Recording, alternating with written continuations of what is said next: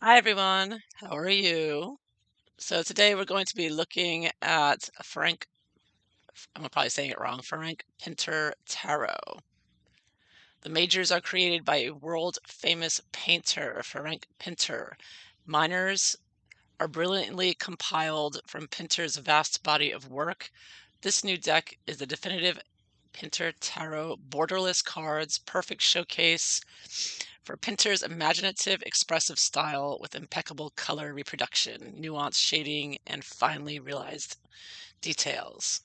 It cleverly synthesizes Pinter's vision with ancient, universal, archetypal energies. All right, so let's take a look at this deck. I haven't opened it yet. Beautiful artwork here. We're going to see it's a Lo Scarabeo deck. So let's take a look. Bought it on Amazon. Good sturdy box.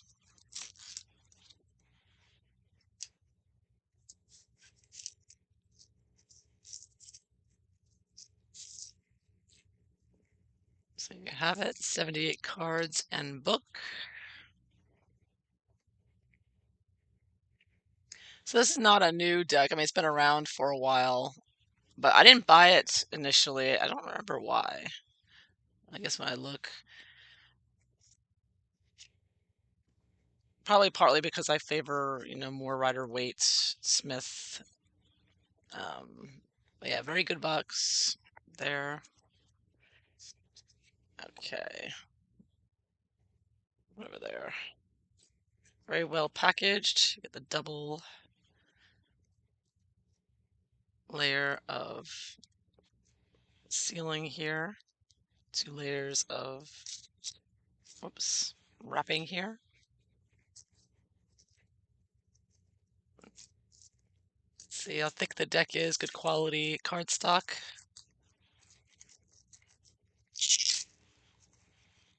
Okay, so we're gonna look at some beautiful artwork today. And this is the book. Nice thick little book.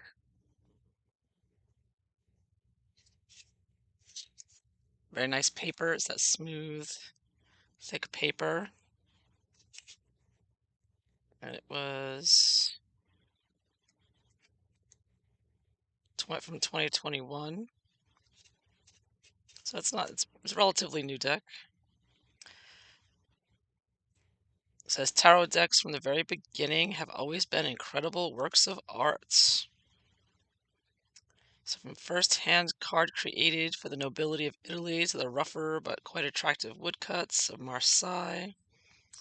One artist who heeded the call of the tarot to express himself was Ferenc Pinter. So that goes into his life here, Ferenc Pinter, 1931 to 2008. So he just passed recently. It says, orphaned at a young age, Pinter grew up in Budapest, Hungary, trained as an artist.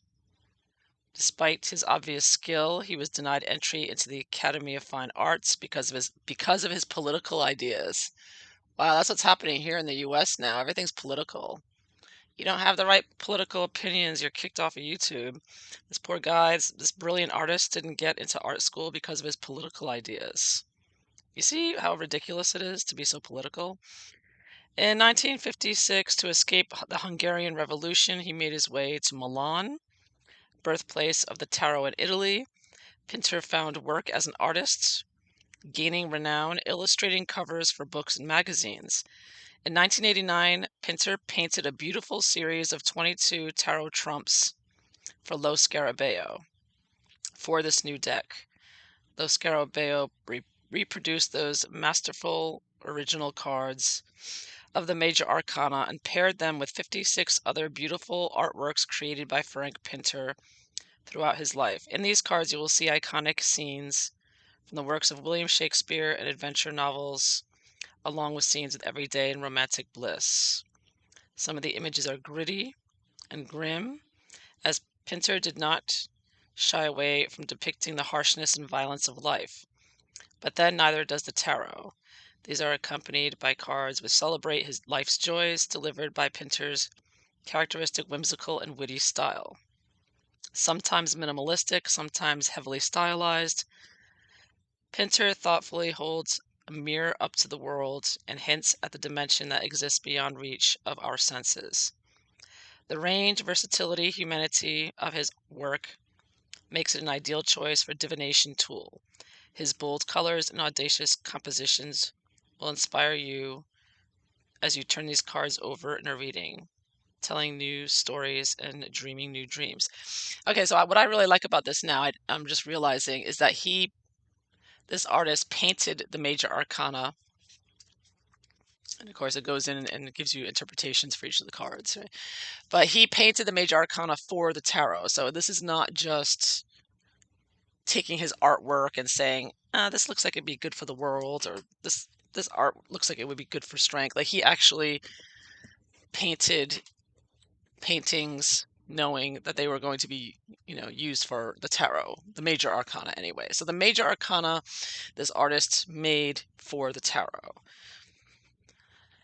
And then the rest of the cards, they took his artwork and copy and pasted it in there, I guess, or just put it in there. So I'm very happy about that, at least. So this was made for the tarot, which is very good. Excellent. This is going to be a good deck. All right. So I kind of shy away sometimes when they're they use the art of a famous artist, but then the art they're using wasn't made for tarot. So it's just kind of like, can be a bit like it doesn't match. It's not right. So now we know that this is his version of the Fool, what he saw the Fool as. Trying to zoom in there a little bit. So he kind of looks like a pirate with one leg. It looks like he has one leg, doesn't it? Yeah, but there's another leg over here. Oh, I see what it is. Okay. He doesn't have one leg. He has two legs. I thought he was running this way. This was like a leg and a stump. But this okay, so he's got one leg facing this way and his other leg is facing this way. He put one foot on top of the other, like he doesn't know which way he's going. Okay. Interesting. And he has a cage here with a bird on his back. So instead of carrying a stick with his belongings, and there's a horse head here. Oh, this is a horse head.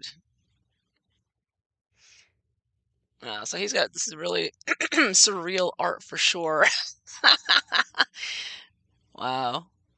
And I don't know what he's doing with his hands. It looks like he's playing the flute or something. Like, he looks like he's got his hands in front of his face, like he's doing sign language or playing a pretend flute, or he's got his hands up for something. I don't know what these are. I have no idea. It looks like a farmhouse back there. It kind of looks like an oil thing there. So he's interesting. So that is his Fool. Okay. Very interesting. Yeah, very surreal. Okay, the Magician. Whoa. Okay, this one's another interesting one. The big red robe. He's in front of the table with normally you have the four elements there. He's got cups in front of him.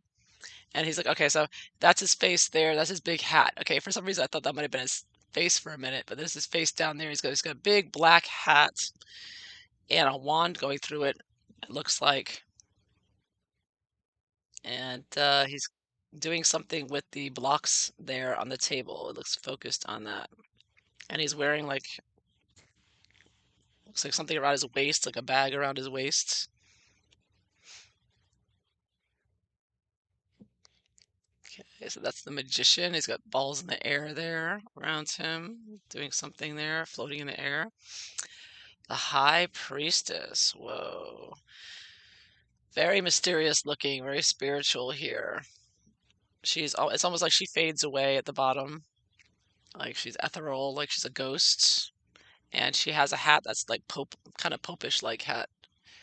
Reading the book there. Yeah, very spiritual looking, very ethereal. And she's sitting on top of books here. It looks like books next to her.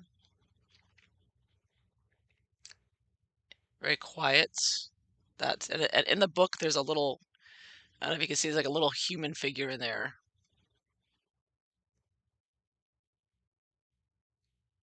She looks like a nun or something, and she looks like she's looking at a figure, a little man standing in her book there, and she looks like her eyes are closed, like almost, or she's looking down, or her eyes are closed. She looks almost like she's in a meditative state, or she's falling asleep, or very relaxed here. So you definitely get that receptive energy. They say that the high priestess is like the feminine negative energy, there's a quiet receptive energy versus the empress, which is the more masculine energy of the woman, more creating and creating things out there in the world. This is not not creating out in the world, but just being still and absorbing energies and knowledge and whatnot. So just sort of this quiet, still place. And these are the backs of the cards. Very pretty. Okay. Not sure what it says. It says something. It says F Pinter here, but it says Caricium, I think, or maybe Carpe Diem. I think it says Carpe Diem, and then F Pinter. Okay. So that's the High Priestess. Very interesting, very beautiful. And then we have the Empress. Now, the Empress looks like Marie Antoinette, my first thought. She's definitely a queen-like figure. She's holding the three crosses, like the Hierophant there. A hand from the clouds is holding up a crown, and another hand is holding up a sword above her, showing her power, her knowledge, given by God, I guess. And she's got luxurious clothing here, and yeah, very youthful, creative here. So, not just creative of nature, but also of art and fashion and all of that. Beautiful. Now let's look at the Emperor. Oh, interesting. So he has this emperor who's kind of scary looking, but he's on a horse. He's coming at you with a sword. He kind of looks like the Knight of Swords a little bit here. So this is gonna throw me off a little with this emperor, but it does say emperor on the bottom. But very powerful image. The background, the desert kind of looking background, and you've got a naked woman over here. So, um, it looks like he's protecting his woman, protecting his town, and that's what Emperor is about. It's about protecting your community. So he's like coming at you. Like this is like his community that's, vulnerable, and he's coming out like the Emperor here. Like he's got a very spooky looking face here, though. Right? Not very friendly. Like the Emperor is never very friendly looking, right? He's always very stern looking. I don't know if I can get it focused, but there, yeah. So there's the Emperor. Don't want to mess with that Emperor, that's for sure. And that would make sense with Aries because Aries goes with the Emperor, and Aries is not about sitting still. Aries is about jumping out, and of course they do indicate that with the Rider Waite tarot with the Emperor. He does, you can see he's wearing a suit of armor. He could jump up at any time. Beautiful Hierophant here. Another angle of looking at the Pope or religious figure, and it looks like he's opening a door and going into the church, or uh, and very solemn, very serious.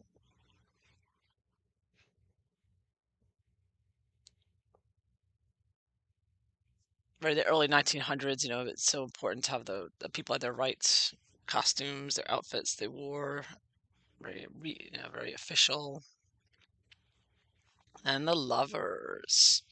So there's a nice, beautiful painting here. It's like spring, and the flowers have bloomed, and you have young love and uh, creativity, intensity, passion here, innocence.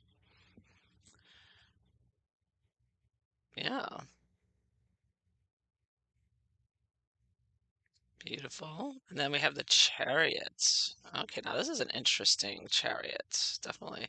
So it's interesting again that he made these cards with the chariot in mind, all these cards in mind. So this is his version. And now the chariot is a um, or can be representative of um, a war machine, right? It's like a tank, and this kind of looks like a tank to me. So it's kind of represented a big wheel here, and man clad in black, kind of looks like Antifa or something. He was around. Pinter was around when he had the black shirts and all that. So there's like this shady figure here coming over. And then you have this other guy here in white with a black hat, and he's getting on the white horse. So the so you do have the white and black symbolism, the higher self versus the lower self going on here, and you know being in control of those two, and in your life, your higher and lower tendencies. And let's check the book real quick. Okay, so in the book it says two men prepare to harness a white horse to a massive war chariot. Okay, so they're gonna this poor horse is going onto this war chariot. So power and movement. Okay, yeah, that makes perfect sense with the chariot. Very interesting, different look of the chariot because they do look like they're getting ready to battle. It's just the idea of like getting ready to go, gonna move on, and all that. Okay, strength. Beautiful, beautiful strength card. Love this depiction of it. Young maiden holds a terrifying maw of a raging lion. That's perfect. Look at those teeth. That's what we're talking about. Those teeth could shred her to bits, right? And that's what we're talking about with the strength and how important, powerful strength card is. And so I think this really shows, when you see the regular drawings of strength, the power of the lion and what she's controlling isn't as clearly shown as this card. This card really shows that you're talking about some serious, deadly force here, and I like that. I mean, even though it's only showing the front part of the lion, but you can imagine if you see the rest of the lion, he's going to be huge, right? He just couldn't fit on the card. Lovely, lovely version of the lion. Awesome. The Hermit. So the hermit is a holy man, sits alone within a cave lit only by a single lantern, shut away from the outer world. So there's his lantern, a reddish glowing lantern. He's in his cave there. Very so he's not this hermit looks a little bit more, is he like bending over here? Okay, so there's his face there. Sometimes it's a little difficult to find the face. Oh, there it is. Okay, there's his face. So his finger is pointing over his head there, leaning on his head, and he's sitting down, and his legs are going this way, and the lantern there. Okay, so he's sitting there looking around in his cave here. So very quiet, isolated, thinking, contemplating, waiting maybe to see if somebody comes to visit. And flying overhead. Well, it says the hermit connects us to our search for greater truth. It looks like there's a plane flying up ahead, right? Yeah, that is. There's a plane flying over his head. So that's interesting. They put that in there, that he put that in there. So, showing the altitude that he's at, perhaps. So he put the plane in to show that he's on top of a mountain very high up because the plane is like right there. And also, yeah, I kind of think of maybe he's looking up at the chemtrails there. Something. Yeah, you got the plane up here to show the altitude high up in a mountain. And there's a little red lantern there. And it looks like he's pointing somewhere. Hmm. All right, so that's the Hermit. That is Pinter's Hermit. Next, the Wheel. Wheel of Fortune. Wow. A holy man sits alone. Oh, that's the Hermit, excuse me. The description: a man is bound to the top of a wheel in a barren landscape Behind him, a skeleton pushes a wheel towards the horizon. Wow.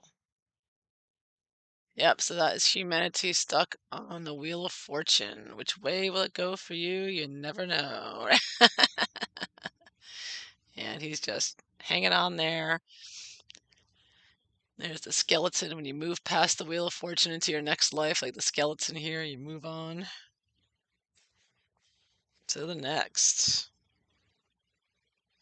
So, yes, that makes sense. So the skeleton is pushing the wheel into the horizon because he's gone, he's dead. So that's his fate, destiny is over. So he's in control of it now afterwards. But while you're alive, I guess you have no control over it. The wheel spins you around whichever way it's going to go.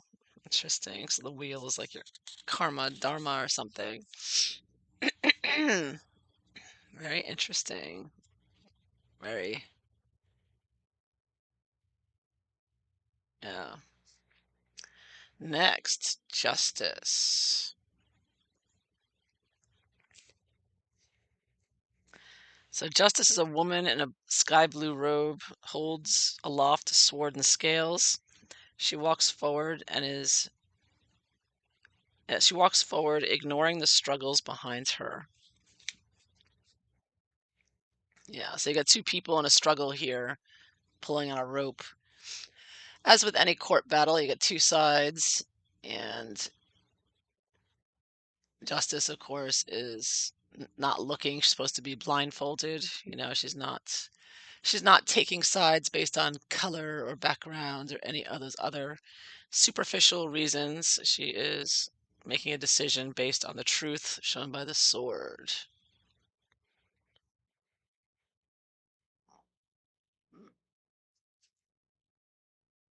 Very beautiful. Okay. Oh my goodness. I've never seen a hanged man like this before. And again, he painted this for the hanged man. A man observes an ethereal figure composed of mucus dripping from his nose. Looks like Fauci down here, doesn't it? Their little nose swab tests. Wow. The hangman is like a booger caught in your nose.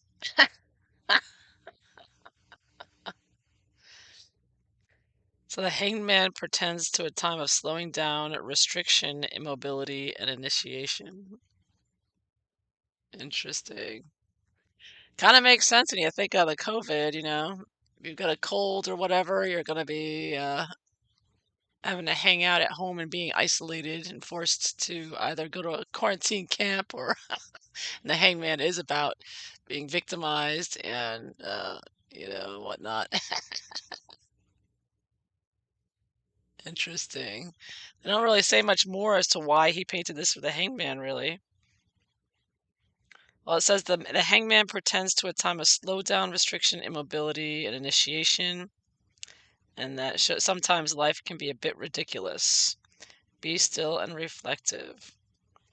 Yes. How ridiculous life can be. Very interesting hanged man there. That looks like that British comedian. I don't remember his name, you know what I mean? Anyways, oh, and here we go to death. Yes, very clearly death here with the scythe. And he's facing a treasure chest, and behind him is a skeleton, part of a skeleton body there behind him. So this looks like a victim he just killed, and looks like he's going towards his riches over here or something. The figure of the Reaper approaches an open treasure chest, a skeletal corpse sprawled behind it. Yeah. Death is the end. One door closes, another opens. Yeah, so it's kind of one door closes, another opens. It's a good message with this one. Yeah, you can see almost the skeleton face coming out a little bit there. Yeah, very huge scythe. Look at that size of that scythe. That's a big one. Yeah, very spooky looking. Yeah. All right, so next is Temperance. Interesting. A colossal woman pours fluid from a massive jug into a slim beaker. Temperance. Said temperance skillfully blends all of our facets into perfect proportion. It depicts the virtues of composure and restraint. Balance is the key. He sees a little tiny person down there saying, "Hey, give me some." Looks like interesting. Balance of these two. Next, the devil. Oh, look at that. He's doing the that famous devil horned sign you see George Bush and other politicians or Masonic people doing. That's his face too. So you get the fingers doing that, and you get the top half, and the bottom half is a face. Interesting. I've never seen a devil like this. And again, he painted this for the tarot. So it says a great hand forms the sign of the devil's horns, surrounded by images of war, pain, and suffering. Obama has done the devil horn sign like this, as well as Bush and others, quite clearly. So it's quite clear that is their symbol. And this painter knew it. It's been known for a long time, obviously. This painter is putting it out there. This is the sign of the devil. When you see someone doing this, that's what it means. Satanism. I mean, they're quite clear. So there's war and pain and suffering around the chaos that they cause, that evil causes. Yeah. War, pain, and suffering around him. Yep. That looks like a missile, like a war missile flying up here. Looks like a castle back there. Yeah. Very evil looking. That's really evil looking. That is really spooky that there, or something like that. Next, the tower. The tower. So now you have a man with a red flag down here looking up at the tower breaking up, and you see little tiny people over here falling out, and a couple of horses down here. So the tower is a mighty tower, cracks and crumbles, and a figure falls from the heights. Horsemen approach and enter the structure. Interesting. Okay. Tower, beautiful tower. Oh, the star. Lovely star here. Very lovely. So the star, as we know, is a woman is crowned by a shining star. Her garments begin to open and fall away. It's the sign of hope, calls us to rest and heal and welcome faith back into our hearts. Yeah, so it's like sort of stripping off the pretenses and the superficiality and being real, being yourself and what you're in faith and having faith. Yeah, following your guiding star there. Ah, beautiful. Next, there's no water in this though. Usually the star, she's pouring water. But this one, she has a rose. The moon. The moon. Woman obscured by the piece of diaphanous fabric walks upon the waves beneath a waning crescent moon. Interesting. So she's walking among the waves. There's the ocean waves down here. So you definitely have the ocean here, and she's walking into the ocean, into the unconscious, into the craziness there.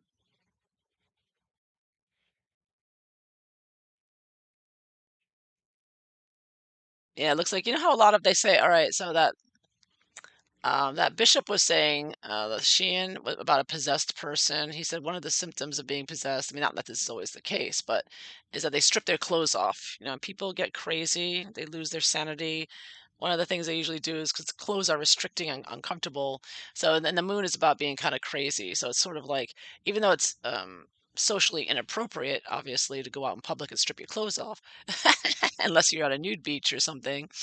Um, so that kind of shows the one of the indicators of somebody losing their minds, and that works with the moon. The moon is about lunacy and going crazy there a little bit, and so stripping off the clothes and obviously walking into the ocean naked is,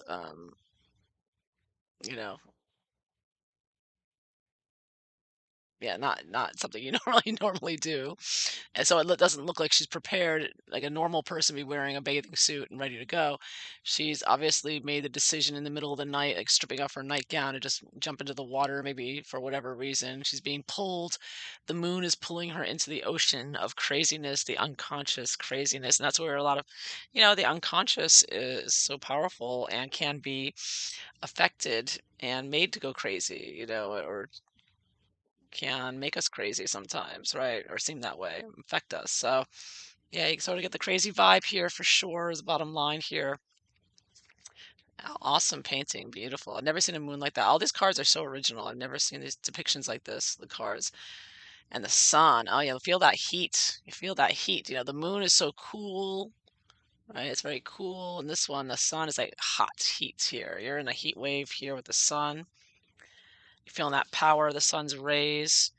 A celestial being drives the chariot of the sun through the heavens, letting out a mighty cry. Ah, yes. So you know that old Greek mythology about the god, I forget his name now. I'm bad with names, but he pulls the sun. They believe the Greek mythology believed that the sun rose and set because of a god who pulled the sun on his chariot. Mighty, huge, mighty god there. And so that is what this is depicting. Awesome. And also brings up the story of Icarus. I remember Icarus, if you fly too close to the sun, with wax wings, you will fall and die, right?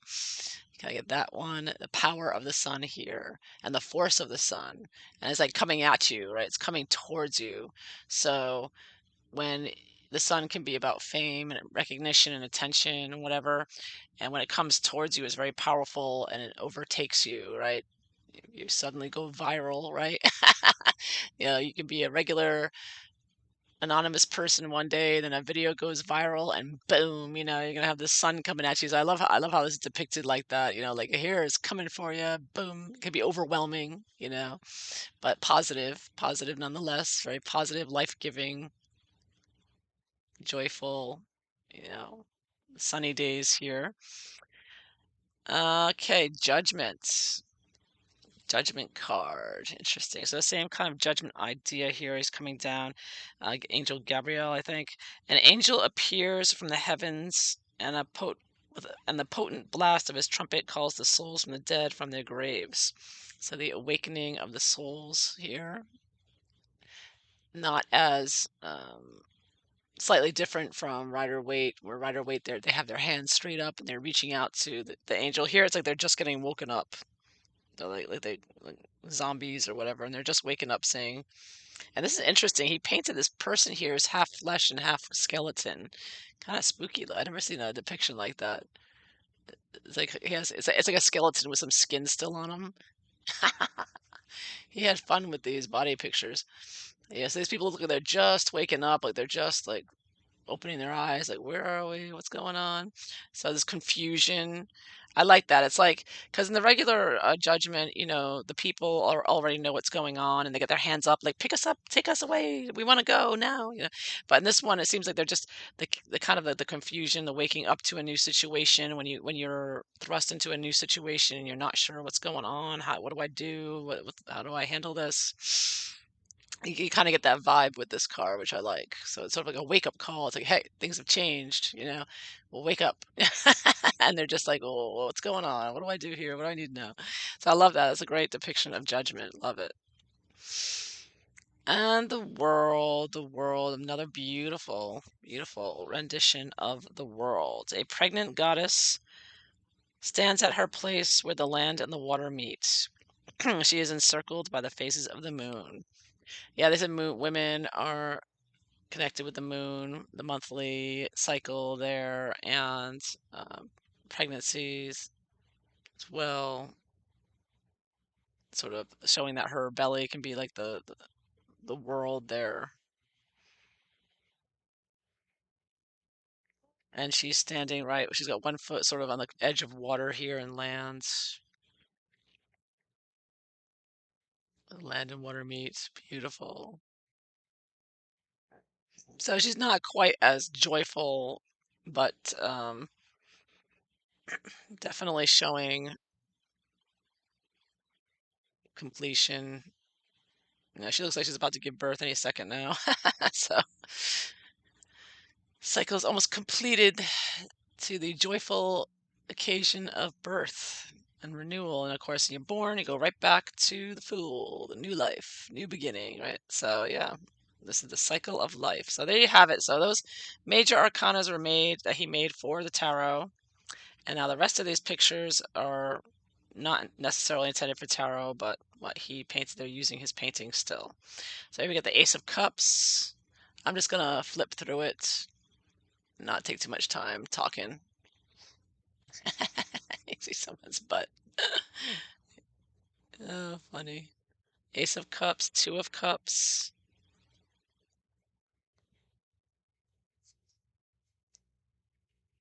Ooh, look at this, Three of Cups. That's a new. This reminds me of Edward before he married Wallace, and he had all these. He riding around his carriage, and all these women were like, "Edward, Edward." Yeah, he got three women and a man there, and you got the older woman in the middle saying, "These are my daughters. Pick one." In the olden days, Jane Austen times. Three of Cups, Four of Cups,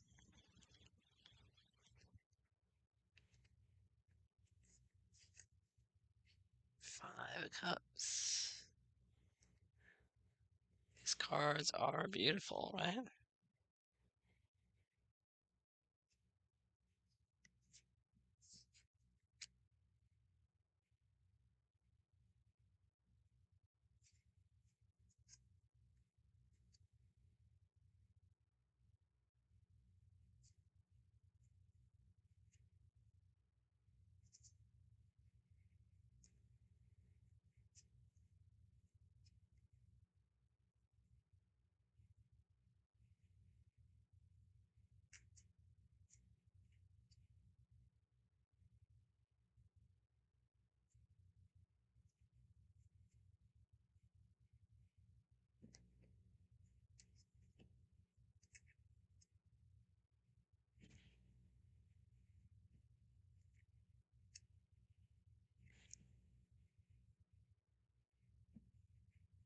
I probably didn't like this King of Cups.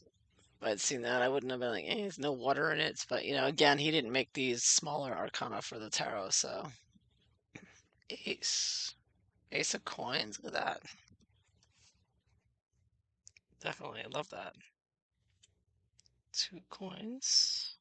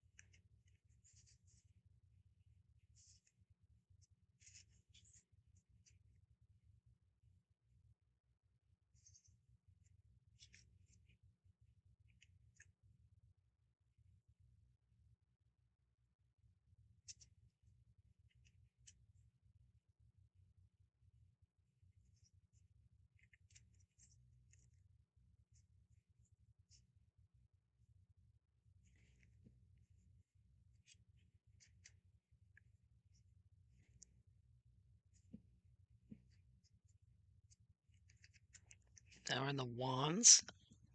Beautiful.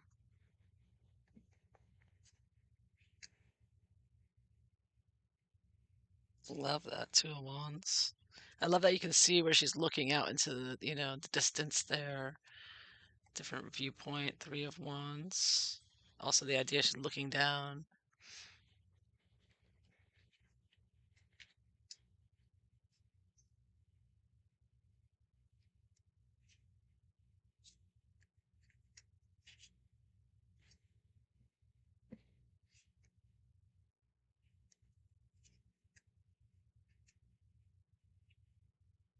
Love that Six of Wands. Look at that. Wow, this almost looks like a photograph. It's so clear and realistic. The Seven of Wands. Love it. Wow, another one. Doesn't this look like a photograph? Wow. I just real make sure it's not. Yeah. Athlete running at full speed ahead. Wow. I mean, look how realistic this looks. Like, these last two look so realistic. It's spooky. I mean, even that grass in the bottom. Wow. Amazing. Uh, Amazing. Again, another very realistic Nine of Wands there, laying in the snow on the branches. Love that. Because his artwork, I guess maybe he changed over time, but he it was much more abstract, and then he moved to much more realistic, I guess. You change your style over the years, no doubt. So, wow. So here's Ten of Wands,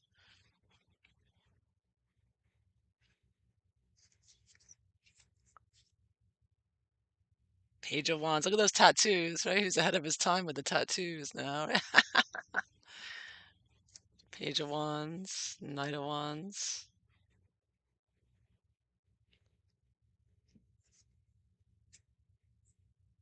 Queen of Wands. She looks all pissed off over there, right? She's like annoyed Queen of Wands there. King of Wands. Check out those. He looks like a rock star, this King of Wands, the glasses, right? Definitely a Jagger vibe there, right? All right, so now we're in the swords. Ace of Swords. Yes, very powerful ace there. Well, beautiful. Two of Swords. Beautiful painting. Three of Swords. Wow. So that pain and suffering this man down here. So Three of Swords is an executioner robed in black presents a severed head on a platter. A woman in dancer's silk and jeweled head gazes on in pleasure while a richly dressed man records the horror of the sight. Oh, so this is a head. Okay, this executioner is holding it. Has a head in his on a platter here, and this wealthy woman over here is enjoying it. And it says this man is recording it, I guess. A richly dressed man. Oh, he recoils in horror, not records, recoils. So he is looking away. He's horrified. So he's horrified, and she's enjoying it. And he's parading around with a head on a platter there. Three of Swords. That basically sums things up as far as the horror of the violence, right? People and some psychopaths, sociopaths, politicians, they encourage this kind of thing, while the rest of us are just horrified and don't even want to look at it. It's so horrifying, right? Wow, that's a powerful Three of Swords. I love it. Okay, Four of Swords, relaxing there. So each card has a story to it. I'm gonna have to read, each one. I don't want to do that here. It'll take 10 hours to go through this. But there is a story with each of these paintings that's very powerful and adds more layers. So this is a deck to get to know for a while. And of course, you can read with it intuitively, naturally, but the stories are very interesting. These paintings, there's a story with each one. This is an interesting Six of Swords here. The mermaids and the ship there. Looks like that's a fish up here flying over the water or something. Seven of Swords. Interesting. Okay, so it looks like you've got these like two criminals ready to jump down out of the tree, and they got these two women walking up the road. So this might be in the olden days, like criminals and thieves would wait up in a tree for people to walk by, and then they would jump down and rob them, right? Because okay, so you got two people on horses down here coming up on the horses. So it looks like these two are getting ready to jump on the horses and kick them off the horses and take the horse or something. Seven of Swords, thieves. Yeah, look at that. Wow. Eight of Swords. You have this woman, looks like she's being held back by these hands on her arms. and she looks very unhappy there. I don't like him being held back there. Yeah, not happy there. Nine of Swords. Okay, Nine of Swords, of course, is a card of horror and nightmares. And so in this Nine of Swords, it's a woman recoils in terror at a phantom that appears before her. So this woman's recoiling in horror, and I guess that's a phantom underneath her down here. There's a spooky looking thing down there. Or maybe yeah, she seems to be looking up or something, but I guess that's the phantom. Unless there's something on it. That's the only phantomish. I mean, there is a little grayish here in the sky. I don't know if this is the phantom.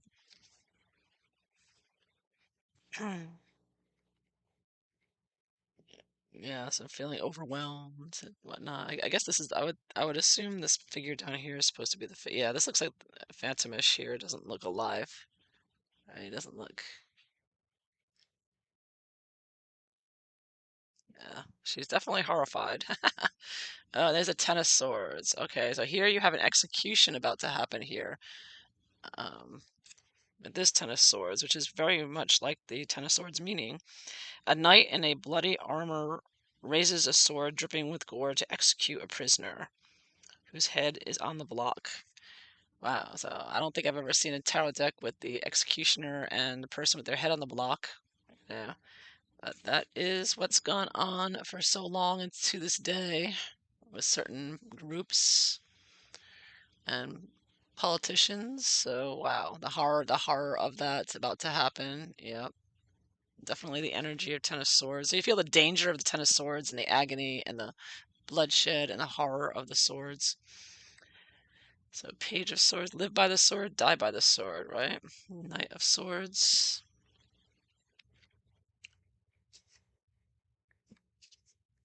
Queen of Swords. She has the crow and intelligence here, looking right at you, facing you, looking at you.